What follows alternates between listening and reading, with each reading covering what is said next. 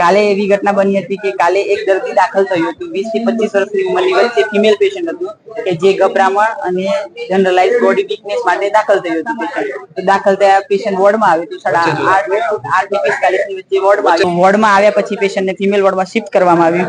જોતા જ પેશન્ટ એવું લાગતું હતું કે પેશન્ટ સ્ટેબલ છે, કોન્શિયસ છે, ઓરિએન્ટેડ છે, તેમ છતાં પેશન્ટને ફિમેલ વોર્ડમાં લઈને પેશન્ટને દેખવામાં આવ્યું. પેશન્ટના વાઇટલ જોયા હતા. Vital, temperature, pulse, BP, SpO2, RBS બધું નોર્મલ હતું.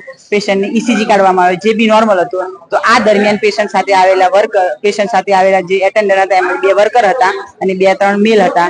જે વર્કર હતા એમને એગ્રેસિવ બિહેવ કરવાનું ચાલુ કર્યું મારા સાથે અને દર્દીની સાથે અમારો વિડીયો ઉતારતા હતા. તો આ દરમિયાન મારા સાથે રહેલા સિનિયર ડોક્ટર કે જેમને આ રીતે વિડીયો ઉતારવાનું ના પાડવાનું સમજાવ્યું, તેમ છતાં એ લોકો વિડીયો ઉતારતા હતા. તો મારા સિનિયર ડોક્ટર એમને સમજાવ્યું, તેમ છતાં માન્યા નહીં. તેમને હાથ વડે વિડીયો ફોન ડાઉન કરવાનો ટ્રાય કર્યો. તો એ લોકોએ એમની સાથે એગ્રેસિવ બિહેવ કર્યો, ગાળામગાળી કરી, એબ્યુઝિવ વર્ડ યુઝ કર્યા અને એમને ખીચાતાણી કરી અને એમને થપ્પડ મારી હતી. જે મેલ અટેન્ડર હતા એમને પાછળથી કુર્તી ખેંચવાનો ટ્રાય કર્યો હતો અને પાછળથી થપ્પડ મારી હતી. હવે તમારી માંગ શું છે? અમારી માંગ એ છે કે આવું યોગ્ય નથી, આવું ડોક્ટરો સાથે થાય એ યોગ્ય નથી અને આ માસી કે જેમને વર્કર છે એ તરત જ સસ્પેન્ડ ટર્મિનેટ થાય અને અમને પ્રોપર સિક્યુરિટી પ્રોવાઈડ થાય કે આવું આગળ ના બની શકે.